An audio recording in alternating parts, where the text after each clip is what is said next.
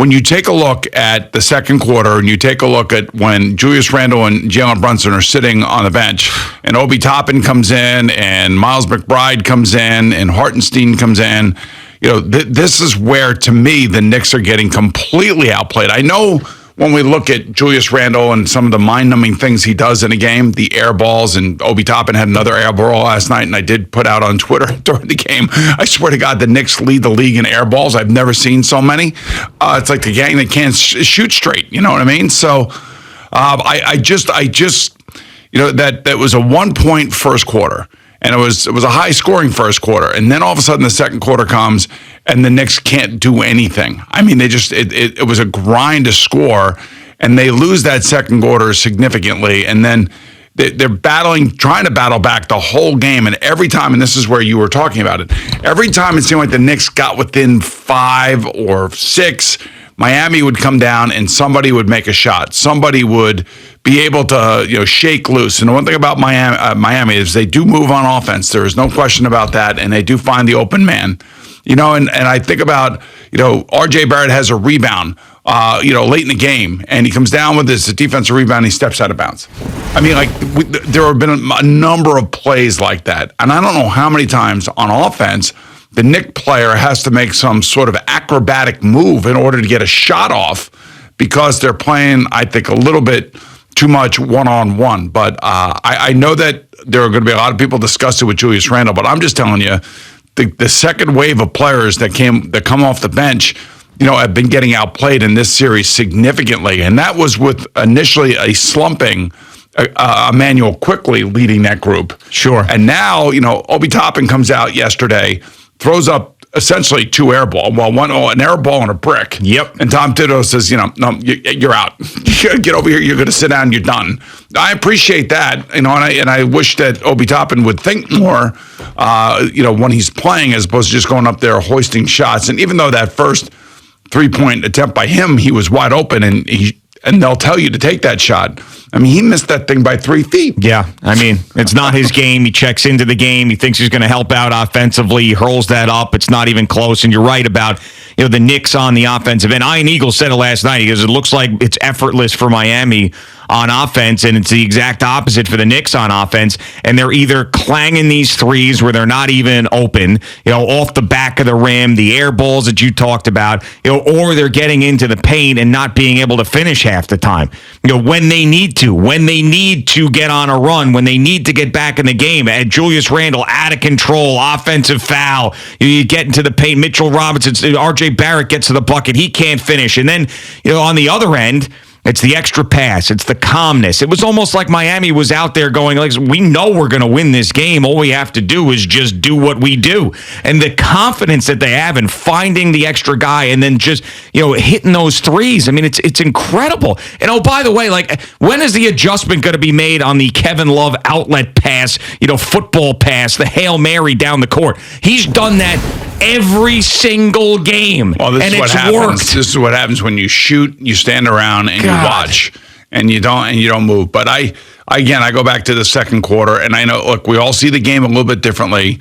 We all have our, slings and arrows to be shooting at certain different guys on the team, whether or not also the coach, by the way, who's getting completely dominated by Eric Spoelstra. Yep. I mean, you take a look at that lineup that Miami sends out there. And then, Jalen Brunson had a 32, 11 assist, and 1 turnover game. That's an unbelievable game by a point guard. Yeah. That's exactly what you want from him. And he's working his ass off. And, he's not healthy. His ankles are killing him. And it's the other thing I would say about Jimmy Butler. He's not 100% either. I mean, there are a couple times last night where guys blew right by him. And I would just keep doing that. I would just keep going at him. I feel like the Miami Heat are making Jalen Brunson work really, really hard.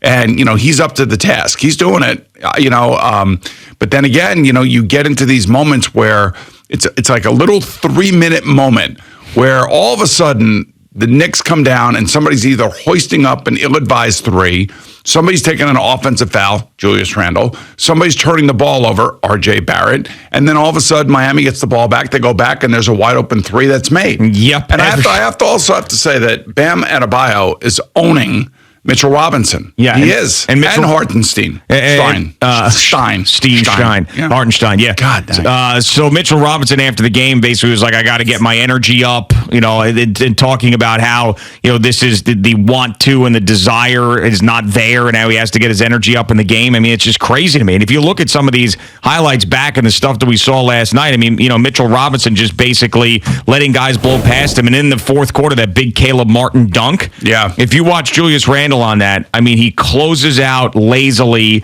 He lets Caleb Martin go right by him. They know exactly what they're doing. At that point, to me, he was checked out. The entire team was checked out. And here it is on CBS Sports Network. I mean, come on.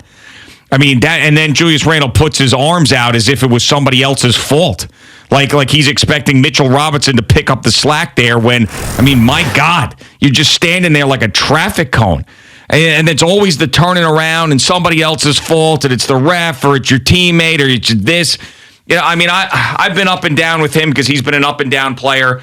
But if this team is going to take the next step, he can't be a part of it. And you wanted him off the team prior to the playoffs, and I fought you on that. And now what I've seen here in these last couple of games, I'm with you. And I don't know how hurt he is. I don't even care. I really don't. He is a guy that just is not capable of performing in these moments. And then, afterwards, he's like, maybe the Heat wanted it more. I didn't even feel that way desire-wise until the fourth quarter. I really didn't. I thought that the energy was there. I thought that the want to was there. I thought the desire, all of that was there. Just Miami was better. And then by the fourth quarter, they got so frustrated, it's like they waved the white flag. That's what it felt like happened. It's like Miami was too good and they got too frustrated. And then all of a sudden, they weren't putting any effort in anymore. And Miami got how many offensive rebounds? 6 or 7? In the fourth quarter alone? It's the second chance points. It's, that kind of stuff that we remember in the Cleveland series. We were talking about Josh Hart and Hartenstein and how they were able to keep the ball alive on offense. Yeah. And they would tip it to their teammates, and all of a sudden you'd have extra passes, you'd have extra time of possession. Those things are big things in basketball. We don't talk about a lot of those things because we end up talking a lot about missed shots. We talk about offensive fouls. We talk about free throw discrepancy or 3-point shooting discrepancy. There's so many little things that go into playing great basketball, and one of those things is the offensive rebound, the offensive loose balls, go get them, go tip them to your teammates, keep possession, have more passes. I mean, you think about Jimmy Butler, he's playing on a bad ankle, and he missed a game in this series, and that game almost was lost by the Knicks. Well, it had a similar feel to last night, yes. 3.5 quarters. And then Jimmy Butler wasn't there, and the Knicks somehow found a way to win that game. But it was the same type of thing, where it was close, but Miami was hovering around, 7-point lead, 8-point lead, to get up to 11, and it'd be back to 7, and then maybe 5. But really, you never felt like the Knicks were making a threat until the last 6 minutes of game 2. And now, after that, think about what's happened after that. You got a blowout game, and then you get this game, which I think was even more frustrating because the Knicks had more opportunities, and they were within striking distance, and they never were able to get there because of how relentless Miami is. They are totally relentless on both sides of the court, and it's as frustrating as anything to watch. When you think about it, though, we're talking as if the Knicks lost by 30. They basically lost by 8 points. Yeah, but they could just and just like the game before, although the game before was a bigger discrepancy. Just like the game before is like Miami's always, like Ian said, always had an answer for when the Knicks. You felt like the Knicks were going to make a run. But I don't know. Jimmy Butler's a superstar.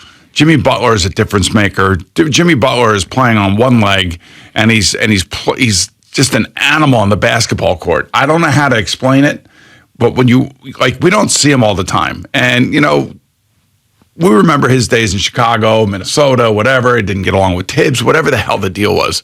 But this guy is like a man possessed. Yeah, when he's on the basketball court, he's like a man possessed. And this is why Tom Thibodeau early on in his career loved Jimmy Butler as much as he did, and it ended weird. And I don't know what the hell is going on. Sometimes they love each other, sometimes they don't. I don't know, but this is why Tom Thibodeau loved him, absolutely loved him more than any other player that he had early on in his career because of how good he is defensively, how good he is offensively, how much he wants to win.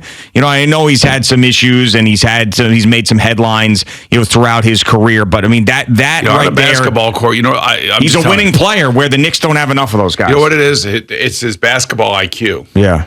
that separates them. Usually, that's what separates LeBron and Steph and all the truly great players. Michael Jordan, they see, it's like Mark Messier, he sees the ice a certain way. Michael Jordan would see the court a certain way. And here's a wing, I don't even know how to describe because he does so many things.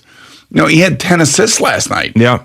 I mean, that big block, too, which was huge. I mean, I'm totally discouraged. I'm totally deflated. I hear it in your voice. I mean, you go from New York sports and everybody in the playoffs to basically the only team that's going to be surviving and playing games is the New Jersey Devils because, I mean, this series, I'm known for being the negative fan and why are you always so negative and this and that and whatever. I did think why are you always so negative? Well, because my teams always let me down. That's why. There's always something that's going on because I get excited about a team or whatever and it's 101 Mets season and then they get their asses kicked by the Padres and you see the Knicks are favored in the second round of the playoffs and they're getting squashed. It's just like enough already.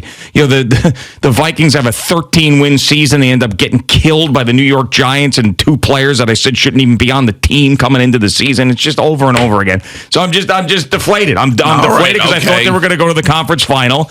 And if they would have, lost this series in 7, which I guess still is a possibility, it doesn't feel like it. I feel a little bit better about them. Say Miami's tough and great season, but I mean, I feel like they're going to lose in 5. I think they're going to lose. It doesn't feel like they can beat this team when Jimmy Butler's out there. It doesn't feel like they're capable. And I don't know what type of performance you're going to get in an elimination game from them.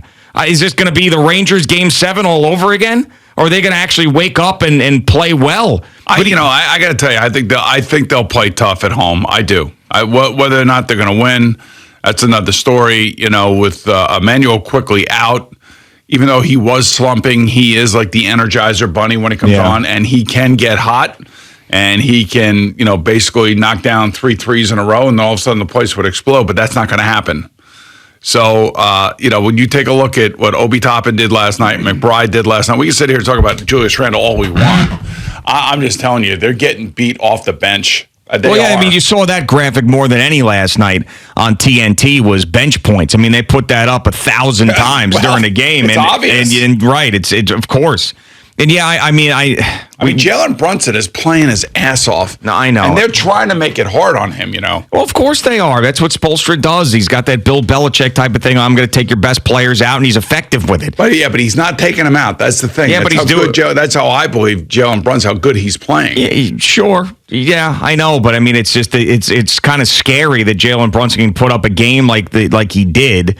And I think his numbers, his numbers look better than the way I felt he played, to be honest with you, last night. I mean, and maybe it's just because I didn't feel like the Knicks ever had a shot in the game. Maybe that's why. But I mean, maybe if somebody else would make a couple shots here or there, or not take offensive fouls by trying to bully their way to the. They just don't have enough scoring. They do when Julius Randle is having the night that he's having. They don't have enough scoring. I mean, he was having a decent night in the beginning, and so I usually with Julius Randle, if he gets off to a bad start, he stays terrible. And I was like, if he gets off to a good start, gets in a rhythm, maybe he'll be a factor, and he did early on in the game, and then completely fell apart after that. He's just he is not for these moments. He is not. It's just we've seen it now too many times, and it's a shame. And I know that the Knicks and the organization and Tibbs loves him, and he's going to be a tough guy to unload in the offseason if they decide to go that way, which they probably won't. But I mean, I've seen all I need to see with him. I have. I've seen all I need to see, and this is not just a one-game thing. This is a culmination of everything. And I know he's had his great moments, but this is just. I mean, a game like that. I mean, your season's on the line. You go down 3-1. Your season is on the line last night. And that's what he gave you? That? I mean, how many times did he have an opportunity to, make his moment, to have that Nick moment, to have the whole fan base say, man, Julius Randle saved us. And instead, he's going down the lane, out of control, bowling guys over, offensive fouls, throwing up shots, missing them, defensive end, getting blown by guys like Caleb Martin who are dunking in his face. It's pathetic. It really is pathetic. And we wait so long for a Knicks team to be good. and everything that we talk about with the Knicks and the toughness and the this, and I wish it was Oakley and Mason and blah, blah, blah, and everything else, and this is the reincarnation of those teams? No way. I mean, it's an insult to those teams that we're comparing this group to them, especially with Julius Randle. I mean, you can't come up any smaller as a star in the league, if you even want to call him that, in the postseason. I mean, he's basically making Donovan Mitchell's postseason series against the Knicks look good at this point. It's awful. Just absolutely awful. And I mean, they better come out and win Game 5 and at least show some pride, because if they don't, then to me, I don't think they'll even do. They probably won't even do anything in the offseason. They'll probably have a Brian Cashman offseason and think that they were the greatest team in the world and bring everybody back. They're going to have to do something. Joke. I mean, the problem is, and you know this and I know this, is, okay, if you move on from Julius Randle, who are you replacing him with? Like, who is the guy that is going to be, the running buddy? and that's something that the offseason will dictate. We'll figure it out, who's available, who's not. You go through the free agents, not a great free agent class. We know this. But to me, I mean, that who you replacing him with thing, it comes after you can't win with him. So now we've established you can't win with him, and then you figure out who the replacement is afterwards. Because if you stick with him, you're going to be in the same situation every single year, which is there's a ceiling. And when you hit that ceiling, you hit it hard. And just like the Knicks are doing here in this series. A series, by the way, they were favored in going into. Thanks so much for watching the video. Please like and subscribe. And don't forget to hit the bell so you're notified when we're dropping new content.